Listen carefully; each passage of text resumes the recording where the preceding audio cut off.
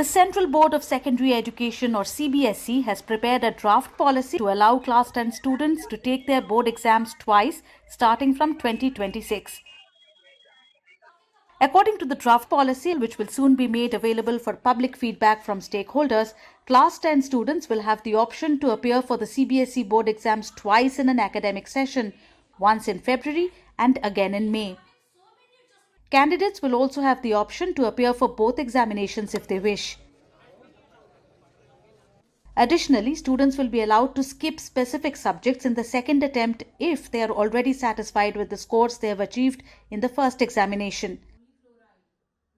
This is going to be a major advantage for students because earlier they would only appear in the exam. They would repeat the exam which they have either flunked or they have to improve their marks. But here the two editions are going to give them an option that, for example, if a student is appearing for 5 subjects, you can pick any 2 or any 3 in the first edition and then choose like another 2 in the next edition. So that is going to be completely a student's call. The draft policy eliminates supplementary exams by designating the May session as the only improvement window. Practical assessments will only be conducted annually and comprehensive mark sheets will be issued post-May. So earlier also 2 editions of exams used to happen. First was in February to March and second used to be a set of improvement exams which used to happen in June and July. That is what is going to be different now, that the whole edition of June-July exam is now going to shift to May.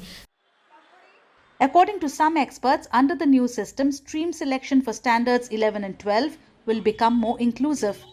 Students will be granted their chosen streams provisionally even if they do not meet the grade requirements in the first round of exams.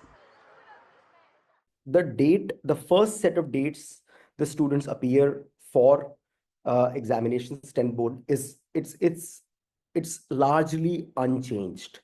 So the student who has appeared for the first set of examinations, their mark sheet will be out. The final mark sheet will not be issued, but in the DigiLocker, the marks obtained in the first set of examinations will be released. Based on that, the students can work with the school when it comes to selecting their streams and selecting their subjects in grade 11th. While some experts highlighted the potential for reduced academic pressure on students, others pointed out concerns over the administrative strain on schools resulting from the new system proposed. Earlier, the students who are not passing in one or few particular subjects, they get an opportunity to improve not only the score for the subjects that they didn't pass, but also in the other subjects as well, because the second examination does not restrict a student to a particular subject or particular subjects to appear. They can appear for all 5 subjects, all the subjects in the second attempt as well. For schools, it is going to be an added challenge because to add to that kind of infrastructure to conduct the same kind of scale of exams twice within a short span of time. Also, the number of evaluators that CBSE had to take on board for the second edition before will now definitely increase with that. So infrastructure-wise and logistically, it is going to add up to both school and board's burden. But for students, majorly, it is going to be on the positive side only. According to the draft policy, the first phase of the exams will be held from the 17th of February to the 6th of March, while the second phase will be conducted from the 5th to the 20th of May. The full syllabus will be covered in both attempts.